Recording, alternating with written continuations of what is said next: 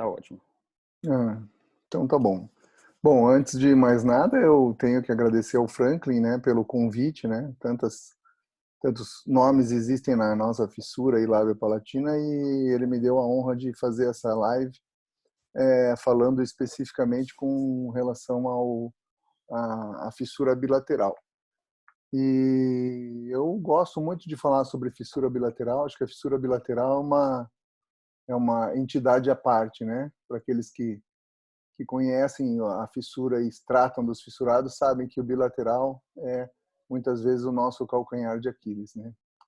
Para quem não me conhece, eu sou cirurgião plástico, mas eu trabalho em 2 serviços de referência para fissura. Um em Curitiba desde 92, então não façam muitos cálculos, vocês vão ver que eu já não sou tão novo assim, né? E desde 2003 eu também trabalho como referência nesse centrinho em Joinville, tá? Então, fissura bilateral. Quando a gente fala de fissura bilateral, a gente pode estar falando de uma fissura bilateral como essa, né, que é uma bilateral pré-forânea, onde às vezes o residente olha e fala: "Ai, doutor, esse é só um labiozinho, né? Bem que eu podia Marcos, só fazer." te interromper um pouquinho, não está aparecendo a tua tela aqui. Se você estiver mostrando no Opa, PowerPoint, eu não estou conseguindo ver aqui. não está aparecendo? Não, não Então, está peraí aparecendo só. você. Deixa eu aqui compartilhar.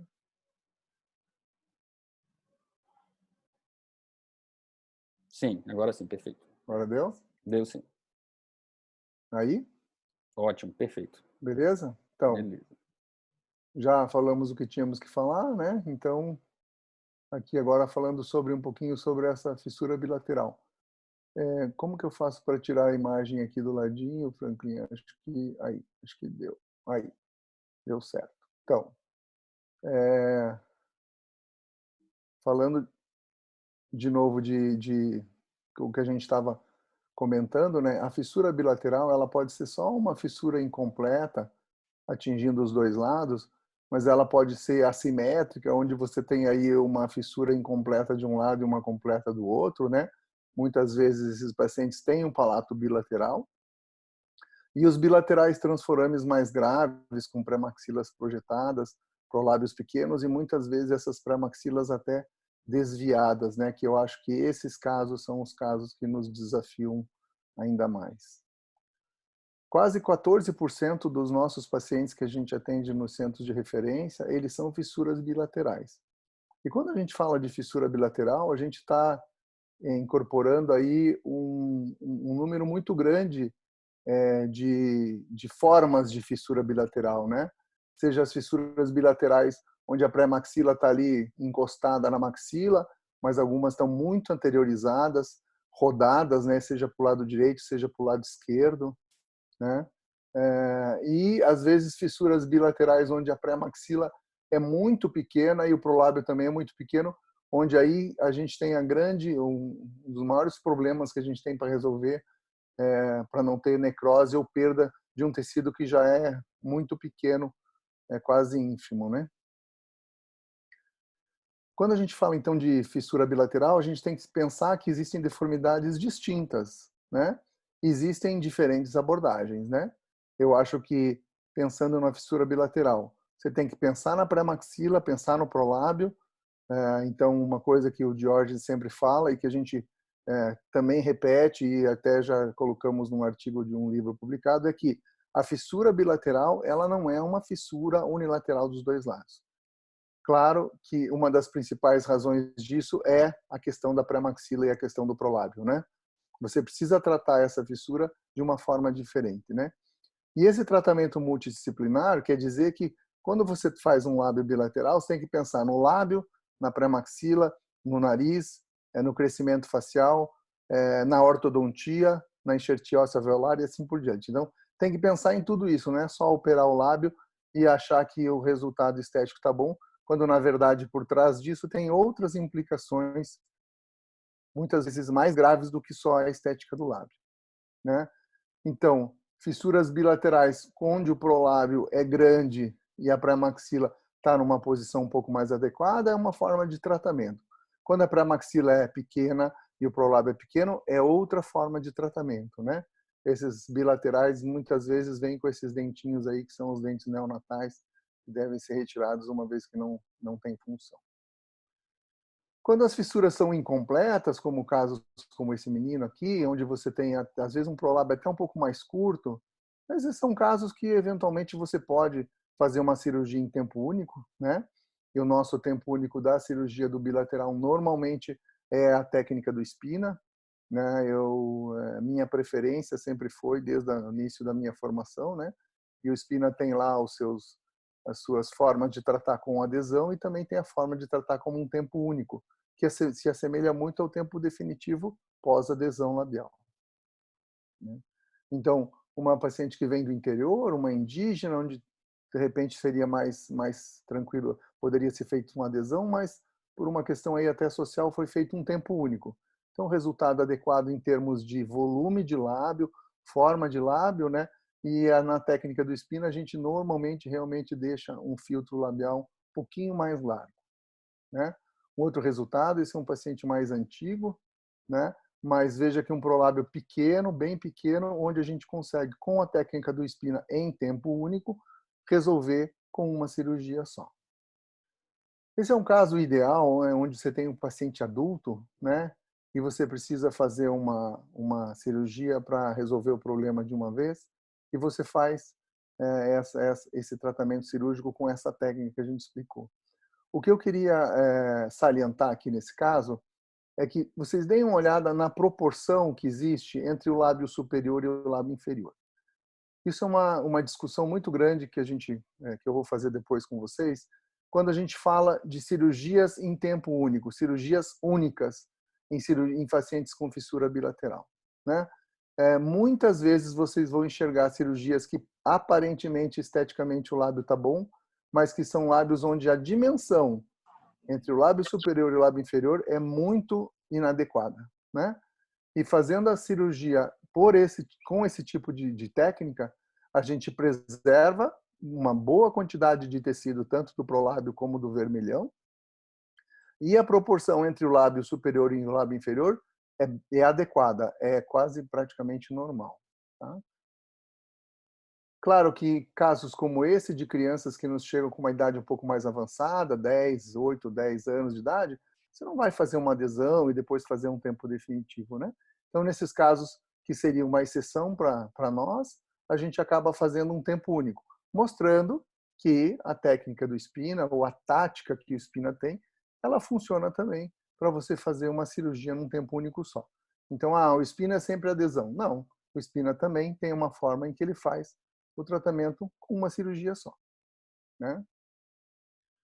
Agora, quando a gente se depara com pacientes como esse no ambulatório, em que o paciente chega com essa pré-maxila extremamente projetada, esse prolábio pequeno, praticamente uma ausência completa de columela, eu acho que a gente tem que pensar: o que eu vou fazer com esse lábio que não prejudique essa pré-maxila, que não prejudique esse vômer e assim por diante. Então, esse paciente, né, infelizmente para nós, não é uma rotina que a gente possa entrar com uma ortopedia pré-operatória, né, preparar esse paciente.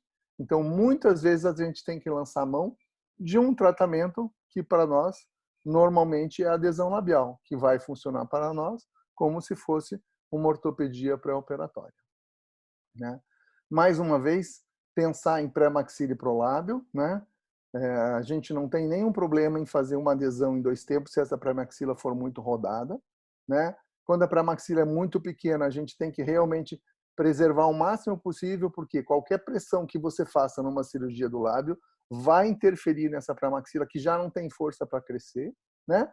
E o prolábio, você tem uma quantidade enorme de tecido ali que você normalmente precisa, é uma quantidade pequena, mas que você precisa trabalhar, e normalmente depois de uma adesão você vai ver um resultado muito diferente, ou seja, um prolábio que vai te dar futuramente uma condição de fazer um procedimento cirúrgico que pode ser ou não o Spina, aí é uma opção do cirurgião, né? Por que a gente fala tudo isso quando a gente fala de bilateral, né? Porque as alterações da anatomia em casos complexos é isso aqui que você está vendo. O prolábio normalmente é pequeno, ou seja, ele é curto também, né? Ele é curto. A columela é curta, praticamente inexistente. Esse assoalho nasal ele está aberto e em desnível, ou seja, ele está nessa segmento lateral é sempre mais baixo que o segmento medial, e as asas nasais são planas e estão mais baixas com relação ao assoalho do nariz. Com relação à maxila e o palato, a pré-maxila normalmente, ou na maioria dos casos, pode estar mal posicionada, às vezes ela não chega a tocar as vertentes laterais da maxila, então são pré-maxilas normalmente mais para frente, né?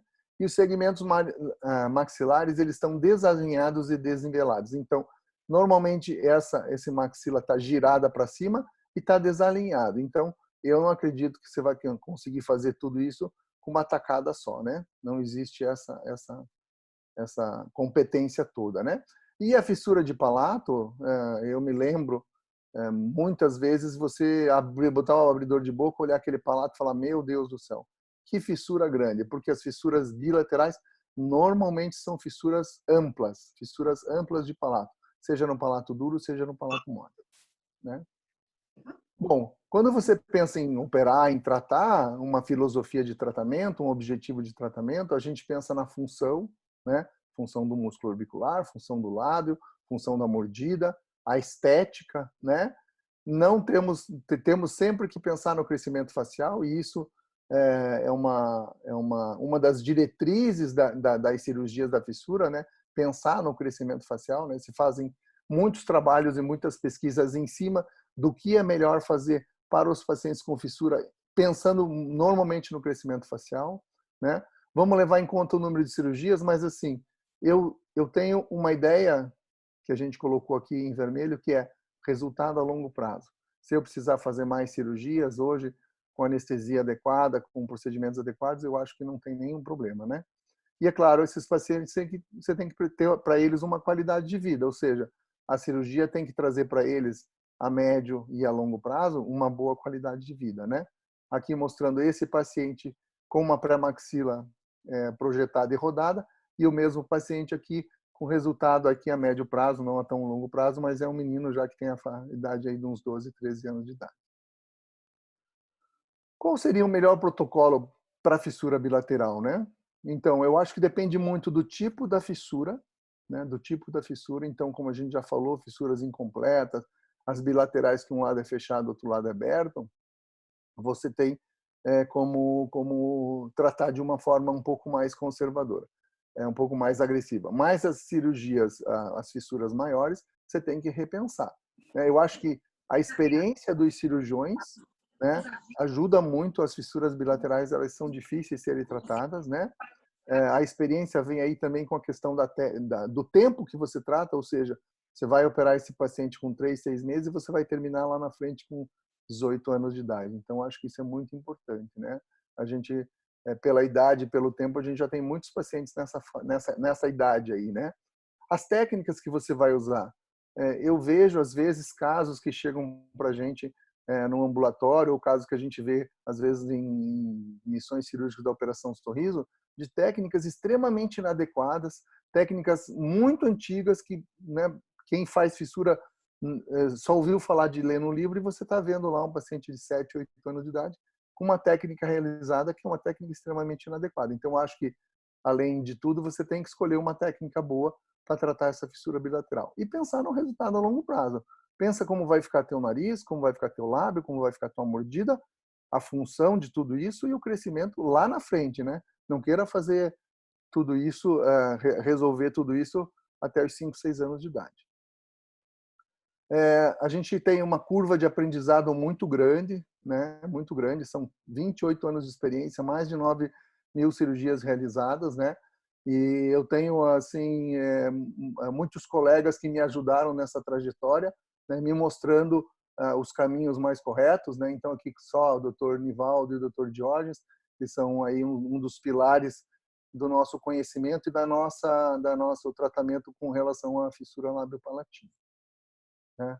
O nosso protocolo, então, do bilateral, ele é uma adesão aos 3 meses de idade, uma palatoplastia por volta dos 18 meses, esse tempo definitivo por volta dos 3 aos 4 anos, isso depende muito do tamanho do prolábio, ou seja, eu faço uma adesão para depois reoperar, né, porque esse prolábio vai crescer, então isso é determinante nessa idade em que eu vou operar, né? O enxerto ósseo alveolar, normalmente, ele é feito por volta dos 8 a 12 anos de idade, a ortognática quando necessário aos 18, se não a rinoplastia a partir dos 16 anos de idade ou quando a ortodontia tiver realizado a sua finalização. Tá? Com relação à adesão labial, então, ela é feita normalmente por volta dos 3 meses de idade. Ela pode ser feita os dois lados de uma vez, ou eu posso fazer primeiro um lado e depois o outro lado. Quando que eu determino que eu posso fazer os dois lados, eu faço primeiro um lado, depois outro lado. Se esta pré-maxila estiver muito projetada, se este prolábio estiver muito pequeno, e normalmente, se este prolábio, se essa pré-maxila estiver rodada, até hoje, depois de tantos anos, eu ainda faço adesão em 2 tempos. Não tenho nenhum problema de fazer isso. Prefiro fazer uma adesão em 2 tempos do que fazer os dois lados de uma vez e um lado abrir. E um lado abrir por tensão ou um lado abrir porque ficou inadequada a cirurgia, né? Um fator, um detalhe importante da adesão é que o assoalho nasal deve ser deixado aberto, ou seja, você não precisa fechar o assoalho nasal, fazer aquela incisão até lá atrás para fechar o assoalho nasal. Por quê? Porque normalmente isso vai ser fechado no tempo definitivo e normalmente essa pré-maxila vai estar numa posição mais adequada para que você faça isso de uma forma melhor, sem muitos descolamentos e de uma forma mais efetiva, né? Evitando tensões e deiscências. Né? Então, a adesão labial é um procedimento extremamente simples, né? Onde você procura retirar o mínimo de tecido possível. É uma sutura em 3 planos, ou seja, é feita uma sutura da mucosa e da pele e da musculatura no tecido do prolábio, e você não tem nenhuma intenção de que essa cirurgia seja estética. Essa cirurgia é uma cirurgia funcional. A ideia da adesão é juntar isso aqui, esperar crescer e depois ver o que nós vamos fazer. Quais são os benefícios da adesão? Por que você faz adesão? Eu faço adesão porque a adesão tem muitos benefícios. Um deles é a expansão tecidual, ou seja, um aumento do tamanho do prolábio à medida que você faz uma adesão labial. Veja esse caso que interessante. Esse caso aqui é um caso que a gente pegou lá em Santarém, durante uma missão da Operação Sorriso, mostrando que isso aqui é o prolábio, isso aqui eram apêndices que essa criança tinha, e a gente fez só uma adesão nisso aqui, e esse prolábio cresceu, né? E essa criança, depois a gente teve a oportunidade de fazer um tempo definitivo, né? Mostrando aqui também um outro caso onde você tem um prolábio pequeno e depois com adesão labial, veja como esse prolábio ele cresceu no sentido superior e inferior e ele se expandiu, ele ficou largo, então te dando aqui uma quantidade muito boa de tecido para que você possa trabalhar isso. E aí eu digo para você assim, a minha preferência é fazer um spina aqui definitivo, mas você pode fazer outra técnica, né? Agora você tem um volume ou tem tecido suficiente para você trabalhar, né? Outro benefício da adesão é que eu coloquei entre aspas melhora, porque na verdade você não faz nada na columela, ela vai melhorando com o tempo. Então vou mostrar alguns casos aqui. Olha essa pré-maxila projetada, esse prolábio pequeno. Então mais uma vez lá, fiz uma adesão de um lado, é um caso mais antigo da gente, né? Esperei 2 meses e fiz adesão do outro lábio. Esse nariz não tem nada, é só adesão. Eu não mexi no nariz, eu não fiz nada, né? Veja o resultado antes e depois, né? Uma simetria desse caso, uma vez que ele não era assimétrico também, né? E essa criança depois com mais idade, quando a gente fez o tempo definitivo dela, e mostrando então que essa columela não foi operada, não foi tratada, não foi feito nada. Deixamos crescer e ela evoluiu dessa forma, aqui já depois do tempo definitivo. Tá? Então, o perfil mostrando então o resultado, né? E quando você não consegue um resultado bom, você pode, entre o teu tempo aí de fazer a cirurgia do lábio e fazer a cirurgia do nariz, ou seja, já fez o tempo definitivo do lábio, já tem um lábio adequado, não precisaria mais mexer nesse lábio em termos de uma cirurgia mais complexa, você pode fazer um alongamento de columela. As técnicas que a gente usa é a técnica de Cronin ou a técnica de Sellier, né?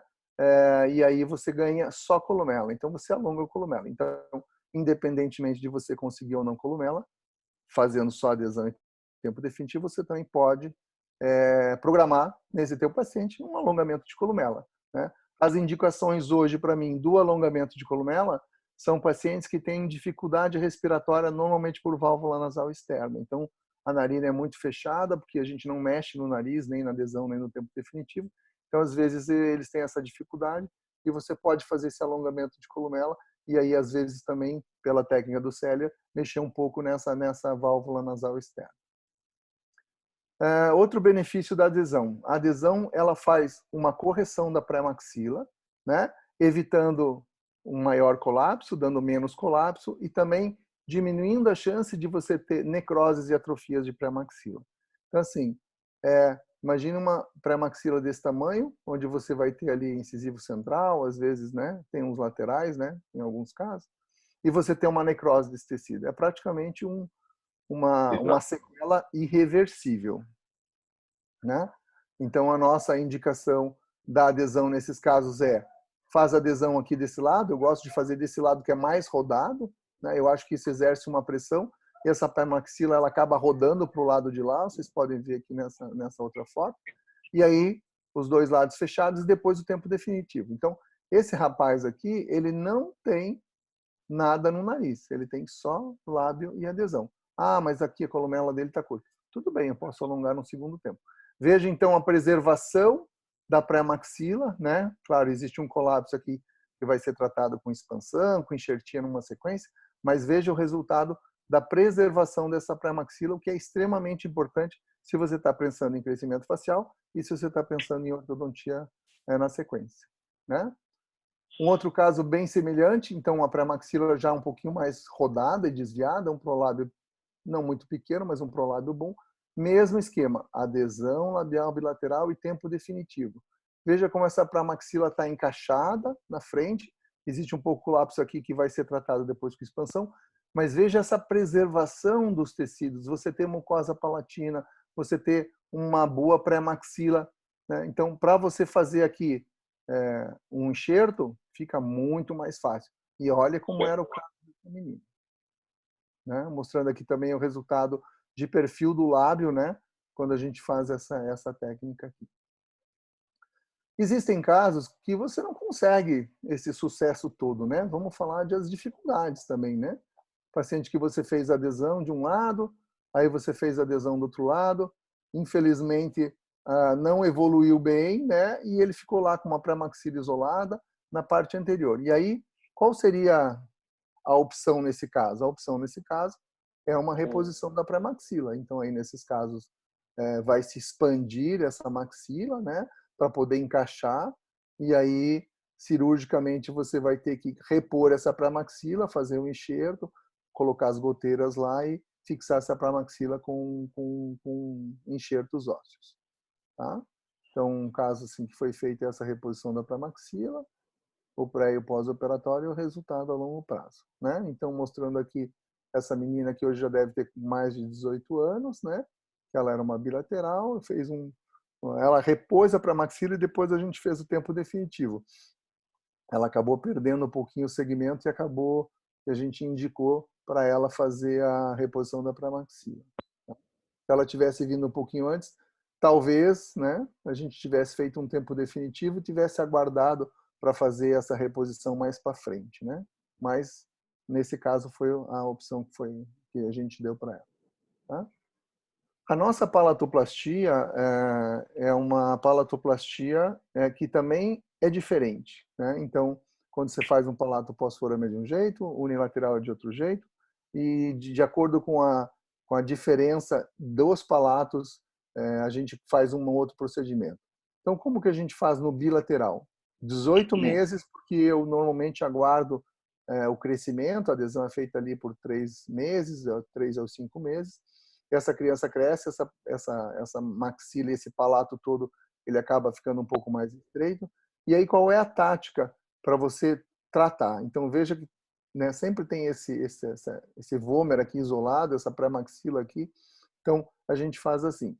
Aqui no palato duro, eu faço retalho vomeriano em folha de livro, tá? E no palato mole, eu faço uma veloplastia intravelar radical, né? Nos moldes da técnica do Summerlet, tá? E na mucosa da pré-maxila, quando normalmente a gente faz esse retalho para tentar fechar essa parte da mucosa oral, ou seja, tento fechar nasal aqui com retalho vomeriano, e se esse segmento estiver mais próximo, eu consigo fechar a parte oral também, né? A mucosa palatina oral também. Evito e não faço de forma nenhuma as cirurgias tipo VO ou Bardache ou Waldau-Kilner em hipótese nenhuma. Então, aqui mostrando uma fenda bilateral, né? O detalhe aqui da região anterior, então veja que já houve um certo colapso dessa região, o que nos favorece, então, esse tipo de fechamento. Então, uma técnica de von Langenbeck é um retalho bipediculado, a veloplastia lá atrás, e aqui na frente preservando essa mucosa palatina e fazendo o fechamento em folha de livro.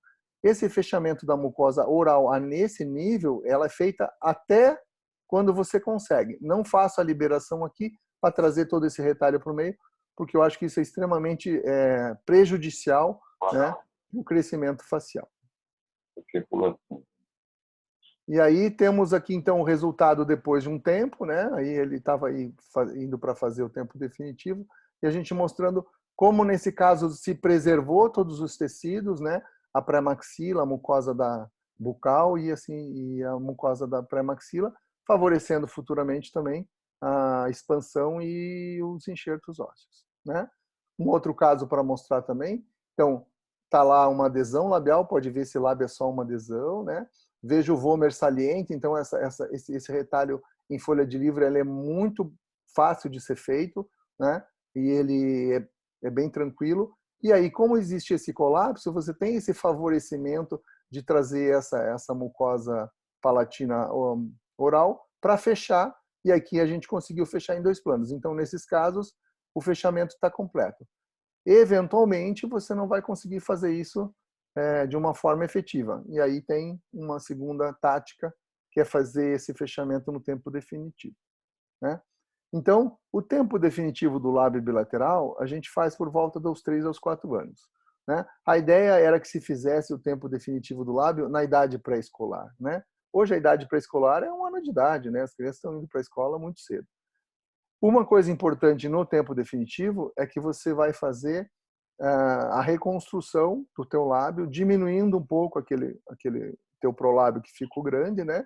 Mas ao mesmo tempo você vai preservar o máximo possível de tecidos.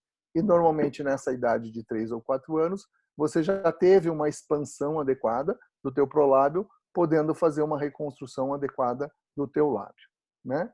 Então, o nosso tempo definitivo, ele inclui o lábio, o assoalho nasal bilateralmente, que a gente então falou que na adesão a gente não fecha, e em alguns casos o fechamento do palato anterior, porque muitas vezes esse palato anterior ele fica aberto, a gente só faz um retalho de Vollmer aqui até onde dá, né, para evitar grandes incisões liberadoras ou grandes alterações nesses tecidos dessa região. E aí no tempo definitivo você vai fechar o assoalho e, se necessário, o palato anterior. Então, aqui mostrando, então, esse paciente foi feita adesão, ele tinha um grande colapso aqui, a gente não conseguia mexer nisso aqui adequadamente. A mucosa palatina estava lá para trás. O que eu fiz? Eu não mexi nessa parte, eu fiz retalho vomeriano até aqui, né? Depois, colocamos um expansor e expandimos, ele ficou dessa forma, né? E aí nós fizemos um tempo definitivo, fechando o assoalho nasal, e aqui na frente nós usamos só o retalho vomeriano para fechar esse palato, tentando preservar o máximo possível essa anatomia e esses tecidos, né, que muitas vezes fazem falta quando você não os preserva, né, com fístulas e tudo, que é uma coisa que a gente vai mostrar também mais para frente. Tá? Outra coisa interessante é que quando a gente faz a adesão e faz um tempo definitivo, muitas vezes a gente consegue fechar esse assoalho nasal e isso nos favorece muito o enxerto ósseo alveolar, né? Então, casos de fissuras bilaterais que eram amplas e que com adesão e tempo definitivo elas se alinham. É claro que isso aqui tudo tem uma ortodontia pré-operatória ou pré-enxertia óssea alveolar.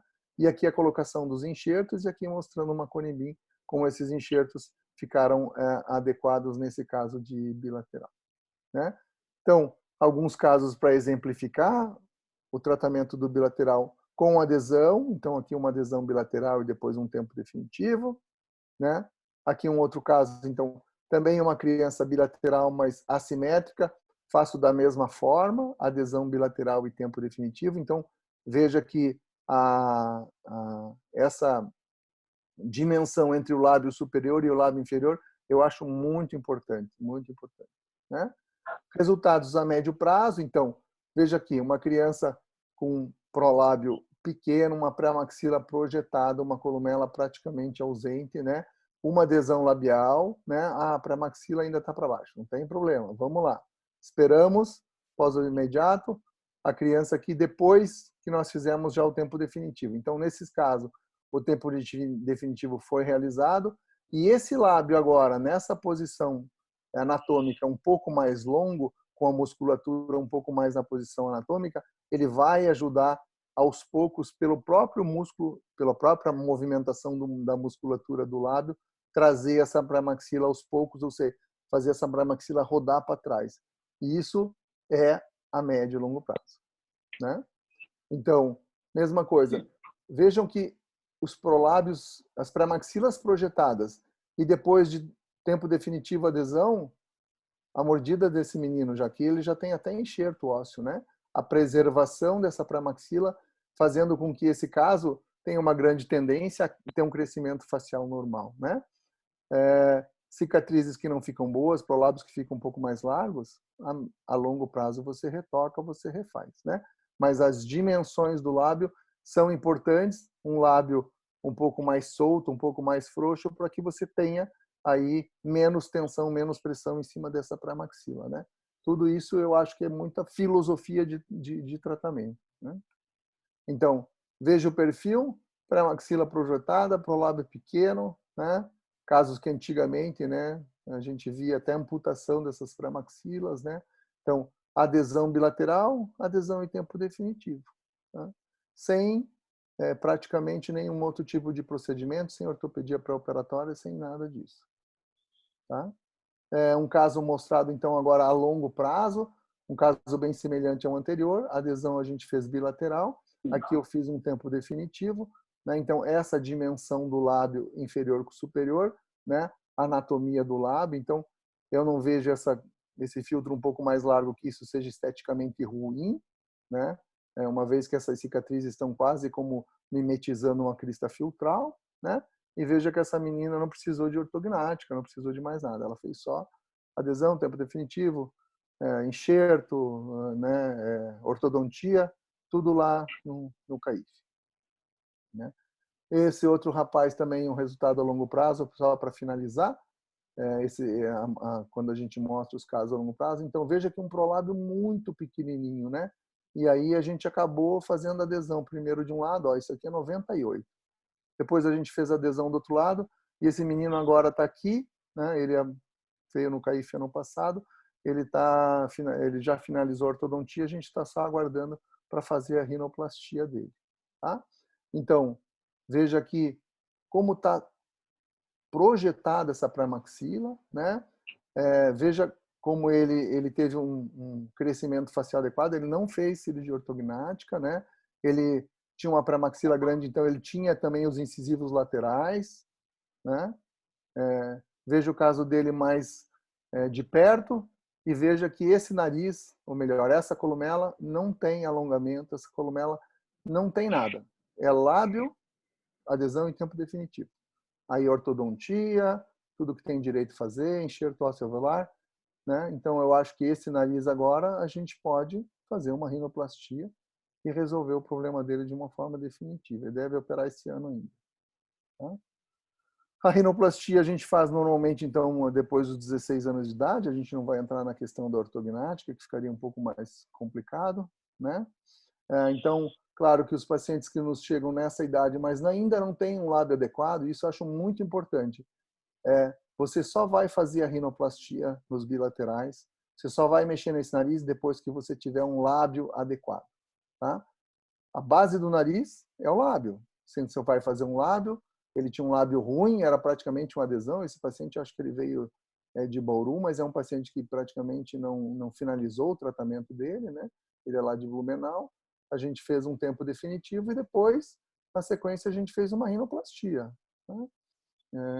E aí finalizou o caso dele. Eu acho que é importante quando a gente fala de bilateral, que a gente fala, você faz adesão, você preserva, falar de morbidade, né? Os piores casos, os casos mais difíceis e aqueles casos que a gente tem que pedir socorro aí para os mestres, são os casos bilaterais, né? São os bilaterais. A gente vê muita coisa ruim nos bilaterais, infelizmente, né? Então, prolábios amputados, né? É, cirurgias com zeta no lábio, né? Mantendo um prolábio aqui, né? Diminuição excessiva do prolábio, fazendo com que o lábio fique curto e apertado, né? E casos que a gente não sabe o que foi feito. Então, casos bem complicados, né? Em termos de fissura bilateral, né? Então, cirurgias inadequadas, que a gente sabe que é um VO3 ou é um BARSC, né? Então, ainda pega um paciente de uma pele morena com uma cicatriz hipertrófica, né? A correção desse tipo de deformidade não é fácil, né? Não é fácil. E esse aqui não era uma fissura completa, era uma fissura só de lado. Cicatrizes extensas, né? Prejudicando a forma e a definição do lábio, né? E você vê que então já é um lábio que a gente chama de um lábio apertado, ou seja, faltou tecido aqui, né? Mas está sobrando aqui, e aí a gente já sabe qual é a solução, né? E é o mesmo caso, né? Essa série de casos aqui a gente trouxe de um lugar específico, né? Então mostrando como se mantém aquilo que eu estava falando das técnicas, né? Técnicas antigas, inadequadas, que foram feitas em pacientes jovens. Então, né? Fica difícil, né? Quando a gente vê pacientes assim, né? Para maxila projetada, para o lábio pequeno, e a gente vê alguém tentar fazer isso aqui, a gente sabe que isso não vai dar certo, né? E o resultado normalmente é isso que você está vendo aqui, né? São necroses da pré-maxila, né? Então, até tinha um prolábiozinho ali, né, que dava para a gente salvar, mas aí foi feita uma cirurgia inadequada, né? Como que você põe toda uma pressão em cima de uma pré-maxila desse jeito aqui, né? Eu acho que esse caso aqui não esse tipo de indicação é extremamente faz um malefício enorme para uma fissura como essa, né? Precisa pensar em outra alternativa, né? E aí acaba indo para centro cirúrgico de novo, né? Onde você faz a ressecção da necrose e sutura. Então, você imagine o que vai ser disso aqui, né, quando essa menina tiver 10, 12 anos de idade, né? Talvez nem precise tanta idade, né? E quando a gente fala de bilateral, eu acho importante porque você tem que falar também dos palatos bilaterais, né? Tudo aquilo que a gente falou do desnivelamento do palato, da amplitude das fendas do palato, né? E aí você tem casos assim, né? Onde você tem tentativas de cirurgias extremamente que trouxeram grande alteração aqui. Então, isso aqui precisa expandir, precisa ver o que sobrou tecido do prolábio para você tentar fechar. Às vezes você vai ter que lançar a mão de um retalho de língua, né? E é claro que isso aqui não é adequado, né? Então, grandes incisões liberadoras com muitas cicatrizes no intuito de tentar fechar. Vamos fechar, vamos fechar. Não, fecha um pedaço, deixa o resto para fechar mais para frente, né? Eu acho que o cirurgião precisa ter essa sensibilidade de saber quando fechar tudo e quando fechar uma parte só, né? Porque cirurgias muito agressivas, seja no lábio, seja no prolábio, seja na maxila, às vezes trazem necrose de pré-maxila, né? E isso aqui, para reabilitar, é muito difícil, né? Normalmente as reabilitações nas amputações de pré-maxila ou nas necroses de pré-maxila, a reabilitação é sempre protética, né? Vai passar o resto da vida com uma prótese de preenchimento e aí vai ser normalmente o que se indica nesses casos, né? Sabemos que lábios mal operados, palatos mal operados deixam lábios apertados e aí a alteração do crescimento facial é só uma consequência, né? Então, lábios apertados, mal operados, a face realmente não cresce, né?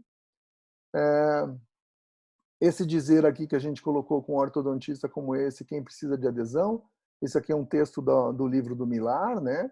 Em que ele coloca esse tipo de interrogação, né? Mas eu queria, né, como eu coloquei ali, colocar para uma discussão, né? Então, esse aqui é um trabalho que acho que muitos de vocês já conhecem, que é um trabalho de bilateral do Dr. Fischer, né? Onde ele tem ali uma ortodontia que ele faz pré-operatória, uma ortopedia pré-operatória. Então, veja que ele tinha um pré-maxila projetado, um prolábio pequeno. Ele consegue fazer uma reposição muito boa, uma ortopedia pré-operatória muito boa.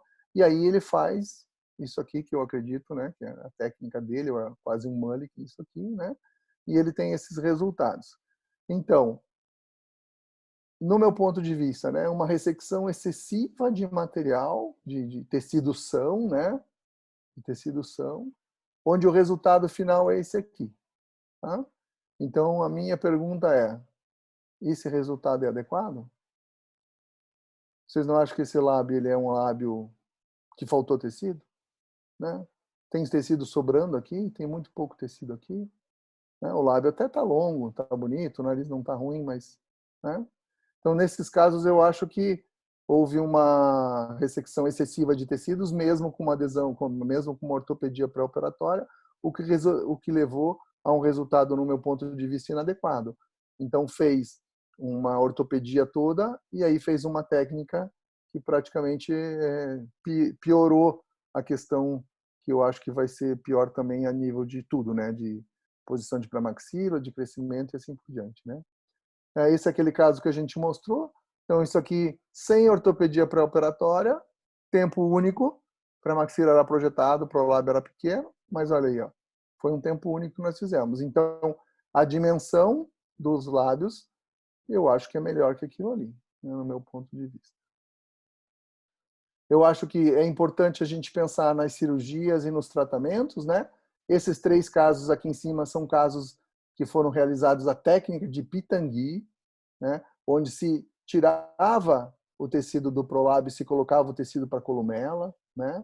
Isso é uma técnica que, para nós que fazemos fissura, sabemos que é extremamente inadequada, né? Todos eles viraram retalho de Abbe, todos eles tiveram que fazer pelo menos 3, 4 cirurgias para melhorar as dimensões do seu lábio superior, né?